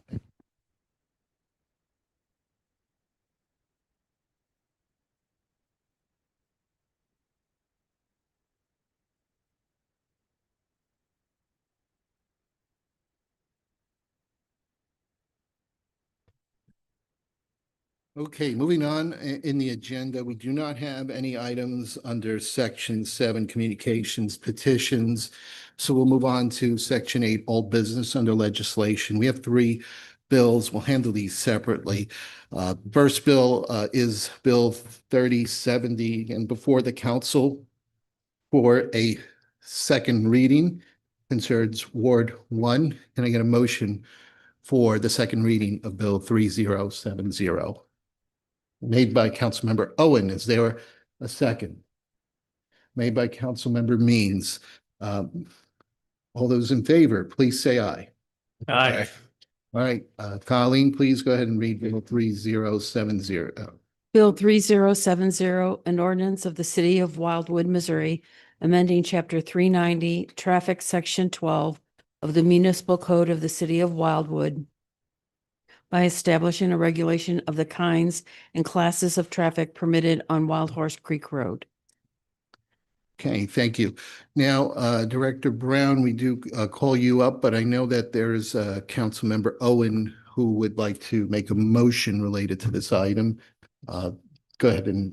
Yeah, I think last month's meeting, we talked about enhancing this particular bill or regulation to include more traffic beyond just tractor trailers. So I'd like to make a motion that we refer this back to the Board of Public Safety for further review to see if we can not only include tractor trailers in this, but other type of commercial vehicles. And as stated last month, my concern is for the public safety of our cyclists as much as our vehicle traffic on Wild Horse Creek. Many of us ride that road and find dump trucks cutting through or other type of commercial vehicles. And I'd like to see if we can find a way to restrict more traffic than just the tractor trailer. So that's my motion, is refer it back to the Board of Public Safety to see if we can enhance it. Okay, so we do have a motion being made on the floor. And again, is there anyone that wishes to second that motion to send it back to Board of Public Safety? Made by Councilmember Robleski. So the motion is on the floor. Rick, since I knew this was coming, spared you a little bit from getting into this, knowing that there was a request to send this back. But do you have anything else you wish to say? Mayor, I do not. And Bill, for any questions? Otherwise, the next meeting of Public Safety is Thursday evening. Okay, so with that then, since we have this motion, all those in favor of the motion to send it back to Board of Public Safety, please say aye. Aye. Anyone opposed or abstain? Okay, this will go to Board of Public Safety and we should see it then come back to us. Moving on, Bill 3072 is before the council for second reading and concerns Ward 1. Is there a motion for the second reading of Bill 3072? Made by Councilmember Albers. Is there a second? Made by Councilmember Robleski. All those in favor, please say aye. Aye. Aye. Anyone oppose or abstain? Okay, Colleen, please go ahead and read Bill 3072.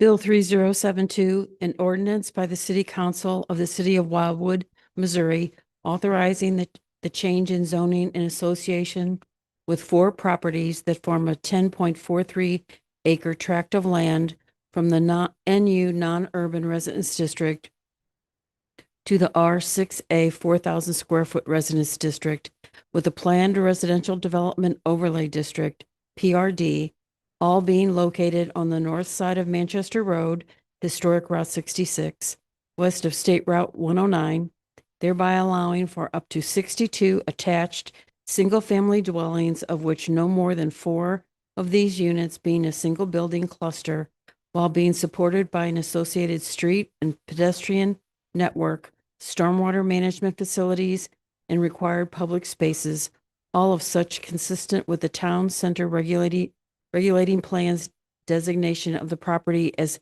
neighborhood general and edge districts, as well as being endorsed by the Planning and Zoning Commission in its letter of recommendation dated June 1, 2026, PZ 2 and 2A-26, Mia Bella in care of Doug Nance, Lombardo Homes of St. Louis, LLC. Okay, Director Vunich. Mr. Mayor, just to recap, this particular item was presented at public hearing at the City Council's last meeting on July 13th. As part of that process, the bill was also introduced and read for the first time. There have been no changes to the bill that was presented as part of that process. If there are any questions, the department would be glad to answer them. And just a note, for the planned residential development overlay district to be approved, it does require a supermajority of city council members in support. Okay, Director Vunich, thank you for providing that clarification. And again, this is in town center, so falls under the town center rules. Yes, this particular property has been part of town center since its inception. It was part of Andres Dewani's team inclusion, and during the updates, it has been retained. I would note that this particular site, more so than most, and I would probably categorize it as the same as the department development that's occurring at Taylor Road and Main Street. It's very unique in that it adjoins Pond School on the east, the new development, the reserve at Wildwood to the north and west, and across the street are two institutional uses, places of worship, and a 7-acre property on the corner of Route 109 and Manchester Road that has commercial zoning. So relatively speaking, you have a residential project that really doesn't join much other residential. Director Vunich, just maybe one more explanation. Just a question I'd heard. It is non-urban, but everything has been non-urban, obviously, right? I mean, Yes. Collectively, in 1965, St. Louis County Council said everything west of Lindbergh, we're going to rezone to match our new updated zoning ordinance. And for the most part, as I mentioned, west of Lindbergh Boulevard, a non-urban district was established. It was truly a holding category. The intent was to designate all properties with a district, but that district was a holding category. So as development went from the center, so to speak, north, west, and south, the pattern would establish what the future land use would be on adjoining properties. They didn't necessarily have a land use plan per se. The zoning was the land use plan. Great, thank you. Any questions or comments from council? Councilmember Rambo. Yeah, real quickly. Joe, this is a geography quiz. I was approaching this with the clear understanding that it was in town center. But some of the drawings say it's on T Highway and some of them say it's on Old Manchester. And so my question is, could you please make that distinction for me just for my own edification? Well, if there's any reference to St. Albans Road and State Highway T, that's a mistake on the department's part. I'll accept that responsibility. Lombardo Homes. On the actual drawings, the site plan, the site development plan, et cetera. Yeah. Lombardo Homes is doing the 14 3-acre lots out at State Highway T and Route 100. Okay. So there may be some confusion, just getting the notes correct, so to speak. So this is in town center. It adjoins Old Pond School. Okay, so let them know because their map in the upper right-hand corner is clearly in error. I will certainly pass it on, and I know Lombardo Homes has representatives here tonight, so I'm sure they'll correct it. Thank you. Before the next submittal. Okay. Anyone else with the question or any comments with this bill that we have on the floor? Thank you. Okay, as a reminder, Director Vunich did say this is a planned residential development. So in order to pass, it requires a super majority. All right, seeing no other discussion, Colleen, roll call. Councilmember Roblewski, Yes. Councilmember Trottier, Yes. Councilmember Ottenberg, Yes. Councilmember Means, Yes. Councilmember Crayons, Yes. Councilmember Albers, Yes. Councilmember Owen, Councilmember Mabry, Yes. Councilmember Nian, Yes. Councilmember Dodwell, Yes. Councilmember Marshall, Yes. Councilmember Rambo, Yes. Councilmember Vanek, Yes. Councilmember Comer. Yes. Colleen, you got more than 11, right? Okay, bill passes. Moving on, then we'll go to Bill 3074. Can I get a motion for the second reading of Bill 3074 and concerns all wards? Made by Councilmember Dodwell, seconded by Councilmember Ottenberg. All those in favor, please say aye. Aye. Okay, please read Bill 3074.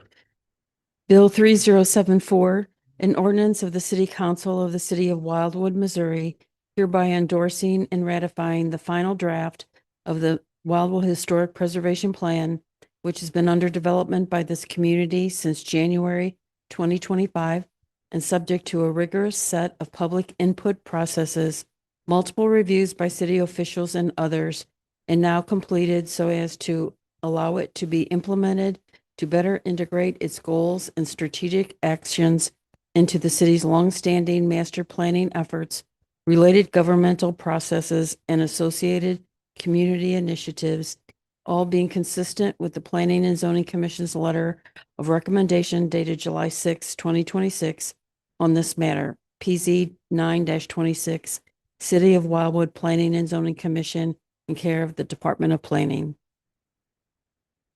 Director Vunich, do you have anything else you wish to add? Mr. Mayor, the bill has remained unchanged since its introduction approximately 1 month ago. If there are any questions or comments regarding the bill or the plan itself, the Department of Planning will do its best to answer them at this time. Thank you. Okay, do we have anyone that has any questions or comments related to this bill? Okay, seeing none, go ahead and please proceed with roll call. Councilmember Trottier, Yes. Councilmember Ottenberg, Yes. Councilmember Means, Yes. Councilmember Crayons, Yes. Councilmember Albers, Yes. Councilmember Owen, Councilmember Mabry, Yes. Councilmember Nian, Yes. Councilmember Dodwell, Yes. Councilmember Marshall, Yes. Councilmember Rambo, Yes. Councilmember Vanek, Yes. Councilmember Comer, Yes. Councilmember Roblewski. Yes. Okay, bill passes. Moving on then to new business legislation. We have two bills listed for tonight. If there's no objection from the council, I'd like to have these read en masse. And then I will be following up with the request for second reading of Bill 3075, which is related to a stream gauge. So no objection for reading these two en masse. I don't see any. So can I get a motion for the first reading of Bills 3075 and Bill 3076? Councilmember Marshall with the motion and seconded by Councilmember Comer. All those in favor, please say aye. Aye. Aye. Go ahead and please read the bills. Bill 3075, an ordinance of the City of Wildwood, Missouri, authorizing the mayor to negotiate and execute a site access agreement for stream gauge monitoring with the state of Missouri and the Missouri Department of Natural Resources to allow for the installation and maintenance of a stream gauge monitoring station to be located on Wild Horse Creek Road, Bridge number 392 over Pillman Creek, which will provide real-time flood data and track flood conditions on Wild Horse Creek within the city of Wildwood. Bill 3076, an ordinance of the City Council of the City of Wildwood, Missouri, authorizing a deed, legal description, and accompanying Exhibit B for the dedication of 4,937 square feet of common ground area now owned by the Homeowners Association of Hickory Manor, Village D, to the City of Wildwood, Missouri, for public right-of-way purposes forever and to be used in conjunction with the development of a pedestrian and cycling multiple-use trail that will link Town Center with Green Pines Park. All right, we'll have the first item. The City Administrator Lee, do you wish to speak to that? Yes, thank you, Mayor. Bill 305 contains an ordinance that would allow the city to enter into agreement with Missouri DNR to allow them to install a stream gauge monitor over near Pullman Road off of Wild Horse Creek. This isn't going to cost the city anything. And the one thing that we were able to get them to agree to as well is if they were to make any adjustments to it in the future, or they needed to update the tech or access it where it would require a road change or a road closure or anything along those lines, they would notify the city and get the proper permits. So nonetheless, all this is doing is allowing them to put a stream gauge on the bridge. The good news is that once this stream gauge is attached to the bridge, we'll be able to access a URL on their website to track the level of the stream at any given time. And the goal is going to be if there's ever flooding, which this is a notorious area that has flash flooding in Wildwood, whenever we do see, when we tend to observe those conditions in the field, we're going to be tracking what the water level is at that location so we can get a better grasp of when it is flooding. So great news. Glad that MDNR is doing this. And just a quick shout out to Les Cruz with Monarch Fire Protection District too, because he was the one that got in touch with the MDNR and got them interested in the first place. So just wanted to make a quick shout out there, but no cost to the city. Thank you. Thank you. Any questions? Again, this is for information at this time. Councilmember Dodwell. Is this an in perpetuity setup or a certain timeline? Yeah, so they'd have it installed in perpetuity. I believe it's for 10 years, if I'm correct, that they're starting with, but I think it would be it should be for a longer period of time. The key is if they were to update it, because technology does change. And if they want to do that, they would reach out to us and coordinate the proper installation. But nonetheless, it seems like they're doing this across the state. They have numerous locations already, but it's almost like the cities have to reach out to them to kind of get that first initial interest. But seeing this grow and they're actually trying to expand the website, we'll definitely share that with the committee and council at a future date. But it is a very great tool and we're happy MDNR is doing it. Great. Any Councilmember Owen? So I'll just say, being out in Ward 1 on Wild Horse Creek, I know exactly where this is going in.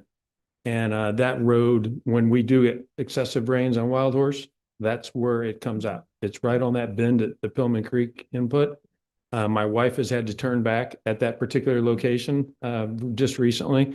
So I think it's gonna be helpful for us to understand what the water levels are, not only when it comes out of the creek, so we can determine, if there's anything we need to do to rectify that, or if potentially we could tie that into future signage that would just come on to let people know there was flooding, or at least notify us here at City Hall so that we could send police down there to put signs up or something. So I was really excited about it when it came up. Councilmember Marshall. That there are signs going in. Did we not approve that to put the signs in that stress it's high water? Yep, there will be signs installed there and it will be flashing when there is water that's on the road. This is just an added bonus, if you will, to be able to better. And this has also got to help us when it comes for a water erosion. It's at least one area to start on the northern side to see if we can't work it down. So anytime we can get that kind of help and tie those different departments in, I think it's a great way to go forward. Agreed. Councilmember Rambo.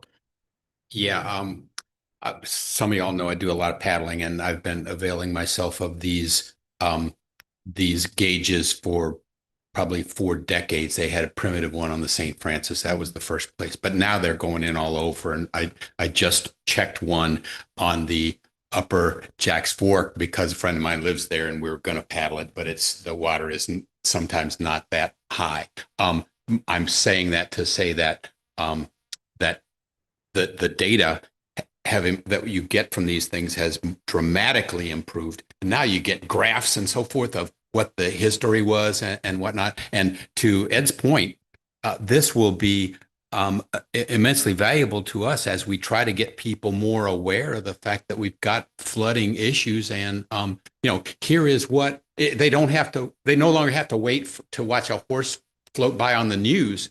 They can see it graphically. And if we publicize this on our website, I think it will be really, really helpful. And the DNR has the next parcel over, my great grandpa's parcel from me, has the test well for that entire area of the county. And I look at it all the time just because it tells me what my aquifer is doing and so on and so forth. And they provide water quality information and all this kind of stuff. So this is a wonderful thing. And I'm thrilled that it's that is free, and I'm thrilled to support it. Anyway, that's it. Thank you, Councilmember Rambo. I thought you were going to start off by saying that you pulled a horse out of the creek. No, but remember that a few years ago on Fox Creek No, Road? they've had gators, I think, or quite interesting. All right. Well, anyway, always interested in your outdoors adventures, Councilmember Rambo. So, any other questions or comments? All right, seeing none, then I'll be back. But we will come back to that just momentarily because the city administrator said he would like to ask for a second reading since there's no monetary impact. Second item that we read, Bill 3076. Director Vunich, do you have anything you would like to add? Thank you, Mr. Mayor. And certainly if there are more detailed questions, Mr. Brown, our Director of Public Works, has been intimately involved in the trail project itself, which is necessitating the purchase of this area of future right-of-way.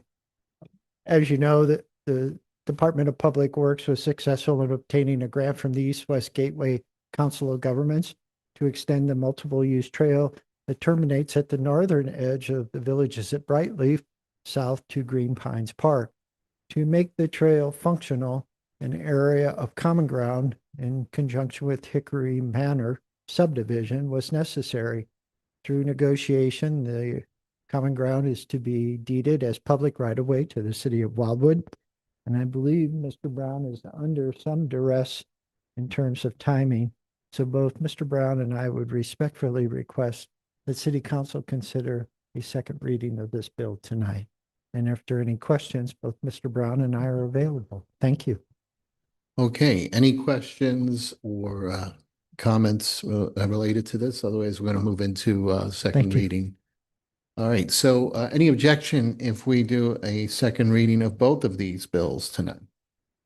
All right, then, and I get a motion for a second reading of bills 3075 and 3076. Councilmember Dodwell, is there a second on the motion? Councilmember Nyan? All those in favor, please say aye. Aye. Anyone oppose or abstain? Okay, Colleen, can you read both of these bills for the second time? Bill 3075, an ordinance of the city of Wildwood, Missouri, authorizing the mayor to negotiate and execute a site access agreement for stream gauge monitoring with the state of Missouri and the Missouri Department of Natural Resources to allow for the installation and maintenance of a stream gauge monitoring station to be located on Wild Horse Creek Road, Bridge number 392 over Pillman Creek, which will provide real-time flood data and track flood conditions on Wild Horse Creek within the city of Wildwood. Bill 3076, an ordinance of the City Council of the City of Wildwood, Missouri, authorizing a deed, legal description, and accompanying exhibit B for the dedication of 4,937 square feet of common ground area now owned by the Homeowners Association of Hickory Manor Village D to the City of Wildwood, Missouri for public right-of-way purposes forever and to be used in conjunction with the development of a pedestrian and cycling multiple-use trail that will link Town Center to Green Pines Park. All right, do we have any other questions or comments with both of these bills? All right, seeing none, Colleen, then roll call, please. Councilmember Ottenberg, Yes. Councilmember Means, Yes. Councilmember Crayons, Councilmember Albers, Yeah. Councilmember Owen, Yes. Councilmember Mabry, Yes. Councilmember Nyan, Yes. Councilmember Dodwell, Yes. Councilmember Marshall. Yes. Councilmember Rambo. Yes. Councilmember Vanek, Yes. Councilmember Comer. Yes. Okay, moving along, we do not have anything under section 10 of the agenda. And oh, did we miss you? Okay, Yes. thank you. Yes. Okay, yep, that matters. Luckily it was not down to being close, so right, so okay, well, that passes. So we're moving along. We do not have anything under section 10 of the agenda, and 11 will be part of the consent agenda. Is there any objection with the consent agenda as presented? Okay, then can I get a motion for approval of the consent agenda made by Councilmember Trottier? Is there a second on the made by Councilmember Rambo? All those in favor, please say aye. Aye. Anyone oppose or abstain? All right, that motion passes. Anything under miscellaneous? All right, Councilmember Marshall. I was going back through some old files, and I'd like to make a motion that the council looks at a request for quotes or an RFP for legal services. We did it last time in 2015. So it's been 11 years, and I think technology's changed. Probably our needs have changed. But I'd like to propose that we as a council review that. I remember, and I'm sure we have the records of the different questions and what we requested in the last review. But I think 11 years, we should take another stab at it and see if we could update the service expectations that we have. So I'd like to make that motion. Okay, I would refer that to the Admin and Public Works Committee. That's the purview of that committee. So if there's no objection. I don't care who does it. I just like the council to make a motion to do it. And then we could get it into the budget this year. Well, again, I would have the Admin Public Works Committee look into the matter. So I would request a motion be that the Admin Public Works Committee look into the matter of legal services. I'll change that. I'll Okay. change my original motion to do that. That's fine. Okay. So refer motion, if it would be appropriate, refer the motion of reviewing legal services to the Admin Public Works Committee. Is there a second on that motion made by Councilor Mabry? All those in favor, please say aye. Aye. Anyone oppose or abstain? Abstain. Okay, one abstention. All right, so we'll send that over to Admin Public Works to look into that. And anything else under miscellaneous? Okay, a motion to adjourn. Okay, Councilmember Comer and seconded by Councilmember Dodwell. All those in favor, please say aye. All right, May meeting is adjourned. We do need to continue with the work session. Let me see, do we have anyone that would like to pause momentarily for a few minutes, or do we want to move right into the work session again? All right, we're going to keep going. Okay. So we're going to go back to the item that was being discussed under the work session, which is related to the archery hunting regulations and deer management policy. So City Administrator Lee. Yep. So picking up on the conversation that was left off, I will mention that we haven't necessarily been keeping close contact with White Buffalo. We did talk with them, and I know that was mentioned to make sure it was in time. They still have the ability in January and parts of February for right now, but we have been not reaching out to them as much because we have not given direction by the council. So one thing there. That said, we were told that from them in an earlier stage that we would most likely need to have our ducks in a row with an agreement earlier in the season this year if we were wanting to secure them for services. In what is considered earlier in the season? Do we have like a deadline we need to be working They, towards if we want to do that? yeah, I would say that we would need to have it based on the discussions we had with them last year, and also recently when they had called. We would want to have something in hand October. So coming up. Councilmember Dodwell. I'd like to make a motion that we have the city administrator move forward with engaging White Buffalo for our deer management for the 2026-27 year as we continue to work with our hunting regulations for our bow hunters. Okay.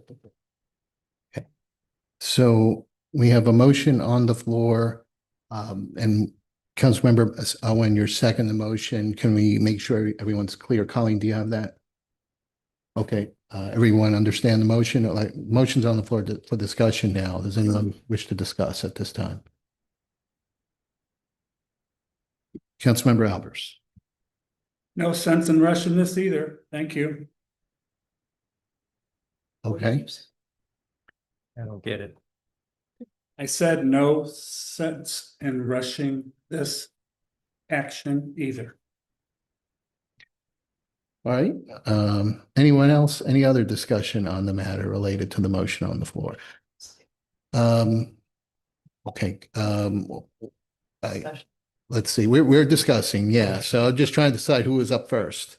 All right, Councilmember Dodwell, and then we'll come back to Councilmember Vanek. The reason I brought this forward is because I live in Ward 4. It was one of the first areas for the deer management project. Prior to the start of that project, we had, and I've said this multiple times, we had herds of 20 deer, 2 to 3 herds every day coming through the dense side of the city. We are now back up to about 8 to 10 deer. The whole plan for the program was that we would pick a new spot, and then we would also do follow-up visits to some of the previously hit areas, because this is a practice that's going to have to continue forward. While I fully support where we're headed with the bow hunting and to provide our residents with more options for bow hunting in our densely populated areas, I am concerned about bow hunting. I have had residents come to me personally as a council member because they've had deer come into their yard space from off of Strecker areas where deer hunting is possible on 3 acres.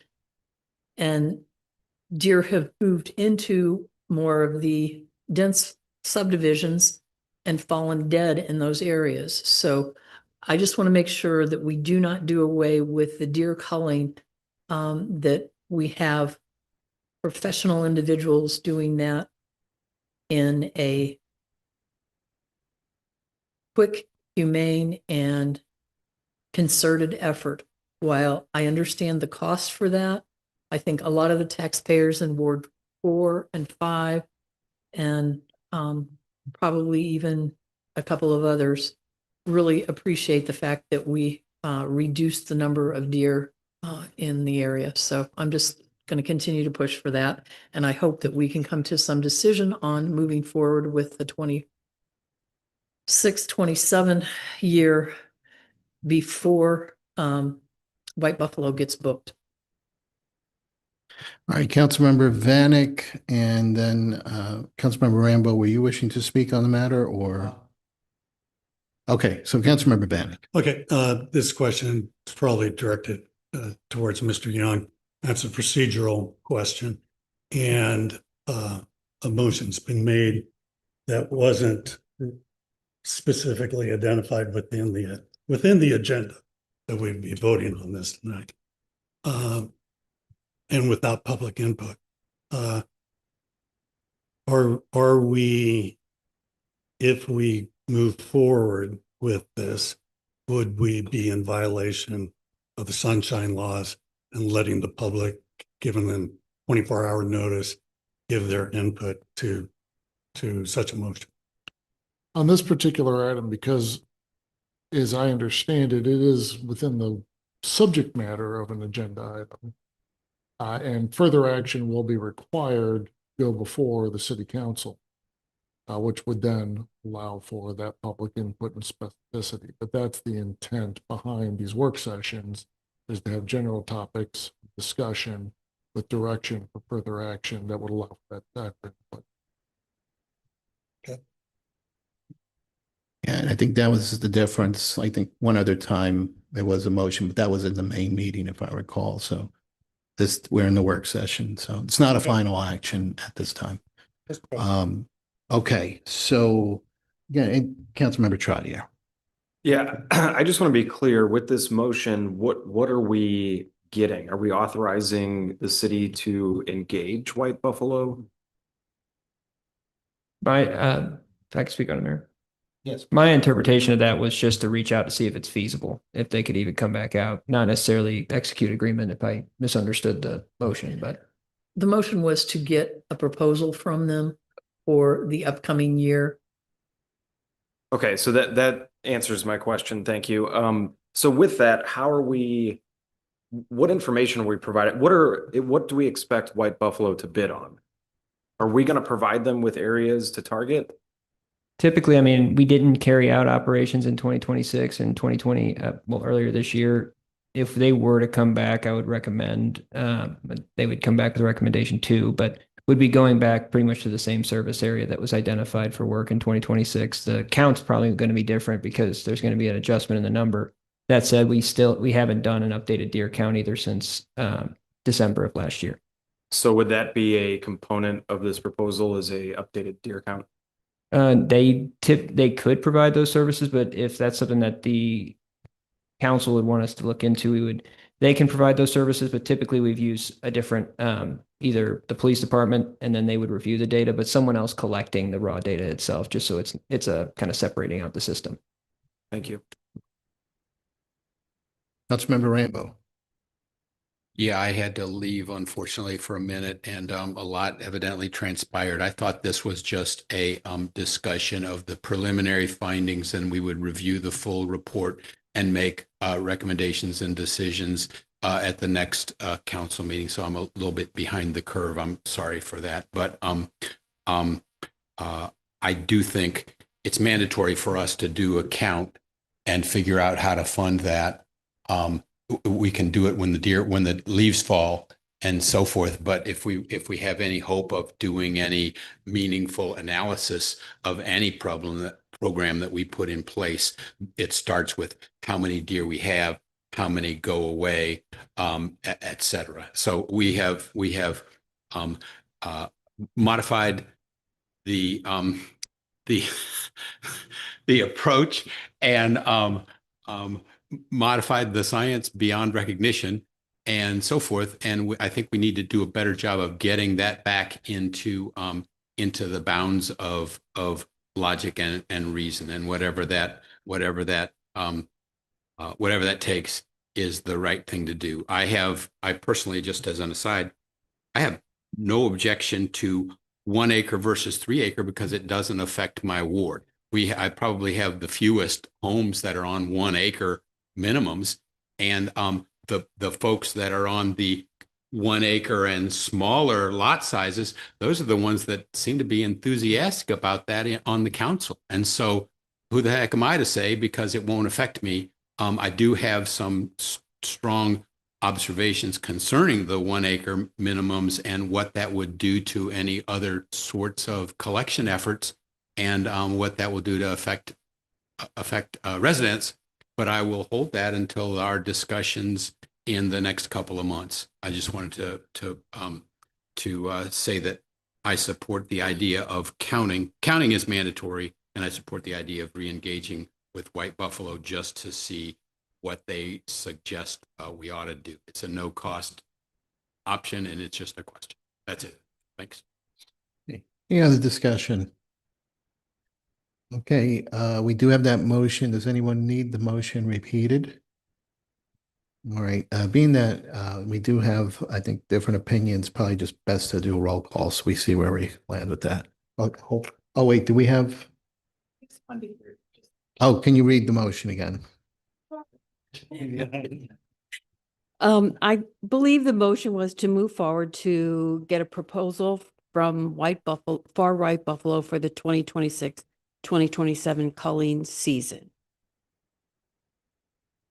Again, this is not a final action since we are in the work session.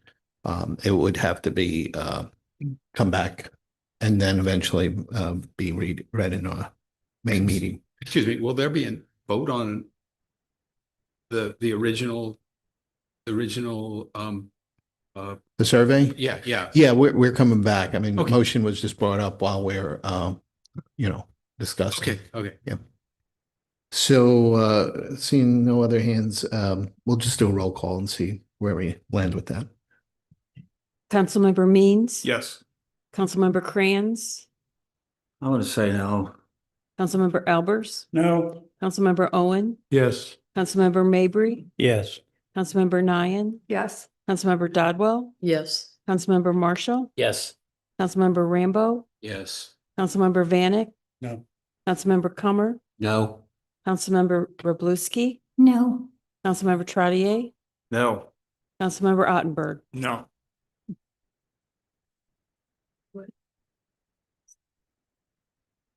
Wow, every time we talk about this topic, it's a tie. Yeah. I mean, wait, we have a question back here about this or? Oh, what the vote is? Okay. You need 9 votes. Aye, is it aye? Yeah. Oh. Still gonna need 9. Wait a minute, the city attorney has commenting. Yeah, you don't need 9 because this is just a recommendation, bring something forward, not the approval of an ordinance, but it's not a true tie because you only have 7, it's not 8. It's not. Say again? You've got 2 people that are not here. So it's not a true tie? It's not a tie of the council. What is it? Okay, so the city attorney says a failed vote. For it to be a true tie, it would be failed vote, so. Okay, so we're back to discussion here, with the survey. And therefore, city administrator, do you have anything else that you wish to add with that? Or Yeah. what would be your recommendation? Yeah, the only thing is this will return. We are going to have the formal report come back to the city council. It'll have a little bit more information about give us a little bit more of a well-rounded approach on the margin of error so we can really start making some extrapolations from the data that we have in front of us and then how that applies to the residency as a whole.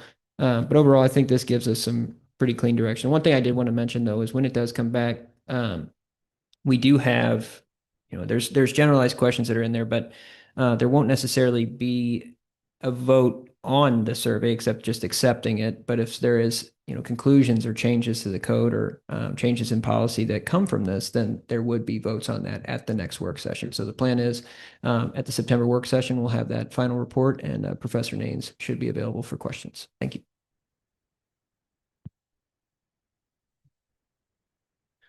All right, so we'll proceed then with the remainder of the agenda here. So we do have a closed session, which we'll need to go into. So, and then we do come back out here for a miscellaneous receive and file. So perhaps what we can do is address the miscellaneous receive and file. If there's no objection from the council, then once we get that out of the way, then we would go into the remaining item, which is the executive closed session, and then we'll come back out after that's complete and adjourn the meeting. So if there any objection to changing the order of the agenda. All right, so seeing none, go ahead with the miscellaneous receive and file. Thank you, Mr. Mayor. Mr. Mayor, members of City Council, before you tonight as the first item is a preliminary plat recommendation report acted upon by the Planning and Zoning Commission at its August 3rd, 2026 meeting. The preliminary plat recommendation report supports the submittal of a plat for 15 3+ acre lots that would be located on the west side of Christie Avenue, south of Manchester Road. 2 of the 15 lots have existing dwellings located on them, and they'll be retained. And as part of the preliminary plat, the intent is to provide access from Christie Avenue to each of the lots via a private roadway that will be built to the city's rural roadway standards. There is an overall stormwater management plan for the private street, and each of the lots will be required to provide on-site stormwater management facilities. Those typically are rock sumps or amended soils, rain gardens, etc. The Planning and Zoning Commission had recommended a waiver to the centralized wastewater treatment plant. That waiver was granted by resolution of this city council. So each of the lots will have on-site treatment via a individualized wastewater treatment system, septic tank and drain field. The vote by the Planning and Zoning Commission was unanimous. And if there are any questions regarding this particular project, the department would be glad to answer them. And I would note that Mr. Marshall and Mayor Garitano are on the Planning and Zoning Commission and have firsthand experience as well. So thank you. Thank you. All right, any questions? Okay, again, this is receive and file, so Director Yes. Vunich. And the last item, Mr. Mayor and members of City Council, is Rockwood School District would like to build two 120 square foot sheds at Lafayette High School and Babbler Elementary School. They are intending to use the company Tough Shed. And so the sheds will have lap siding, shingled roofs, and complementary colors. And the Planning and Zoning Commission endorsed the locations as well as the architectural styles. And if there are any questions regarding the two sheds, the department would be glad to answer them at this time. Any questions? Councilmember Mabry. I noticed this one. I just wondered, why do they need two tiny sheds? What are they going to put in them? Well, the one at Lafayette High School is by the athletic fields, and there is an existing shed there that looks like it's been there for a very, very long time. And so I believe this is a replacement. And I think, as was described to me, there's for just general storage of the equipment that they need at the athletic field. The other at Babbler Elementary is next to the track and the playground. And again, my understanding is it's for storage, play equipment. I just had a concern that if these were new installations, doesn't sound like they are. It sounds like they're replacements. Why do they need a permit to put a replacement anything in? They are considered structures. They'll be on permanent foundations, so they'll also need a county building permit. Even a replacement in kind. It's interesting. The first thing I thought of was kids will be kids. So that's a target rich environment for finding out what's in it and then taking it if it's something a kid can use, which is game equipment. I guess we're not supposed to put our nose in worrying about security for the high school. That was all I really had as a concern for permitting sheds on a sports field. That's all. Well, I will say Tough Sheds are some of the better constructed types that you can purchase. And they usually include security measures, locks, etc. And so from the perspective of the department, we wanted to make sure the location was okay. And we believe the architecture for a shed is about as good as it gets. Thank you. You're welcome. Thank you. Councilmember Rambo. Yeah, Joe, we the folks at Pond Elementary wanted to build an outdoor sort of just a rain protected area for an outdoor classroom, and it wound up costing them $100,000 plus because we ran them through all these architectural requirements and so on and so forth. That wasn't that much bigger than these sheds. Are we going to do the same thing with these sheds? Or are we just going to let them do what they want? Well, in actuality, I differ in opinion regarding the type of structure it was. It was a covered balcony plus storage, and it involved extending over the existing retaining wall. So there were some structural. It was the foundational stuff. Yes. I see. And again, these are not habitable. I assume someone will go in and pick up a piece of equipment, but that building structure for a pond school, obviously children will be in it. and Different it's- deal. Okay, yeah. got it. But they had to do stonework on the base to make it look, architecturally appropriate and all those kinds of things. So I was just double checking. We are changing architectural review process, so hopefully in the future you won't have to identify that as a particular issue. Thank you. Okay, thank you, Director Vunich. All right, before we proceed with the item to go into closed executive session, I was just advised by the city attorney regarding the tie vote with the motion that was made by Councilmember Dodwell. So do you want to go ahead and explain that? Yeah, after reviewing the city code and the provisions of the city charter, I realized I was incorrect in my answer that I gave you a moment ago about the mayor's authority to break a tie. If this were a situation where it was an ordinance that required 9 votes, that would have been correct. However, because this is a simple motion where a majority of those present voting would prevail, because the vote that landed in a tie was 7-7, the mayor would retain his right. I apologize. So therefore, then this is a tie at this time and would Yes, sir. need to be, okay. So given that the significant costs that are involved in this and the fact that we're in the midst of looking at a survey, and the fact that this has been a topic that the city has had to deal with since basically its incorporation for 30 years, I think at this point, we're close to seeing the survey results that will help influence where we go, and therefore, my vote would be on the negative side regarding the matter. So again, I'll just bear with a little patience and just trying to get to what the survey says, what changes will happen. I'm also a little concerned too that it would feel a little open-ended going to White Buffalo without us dictating exactly what the scope is. And if that scope is still accurate from the last time that these documents were updated. So it just would exercise caution and therefore vote no. Okay, so moving on then, we are going to move into the executive closed session. And we do need to go in there for RSMO 610.021, Section 1.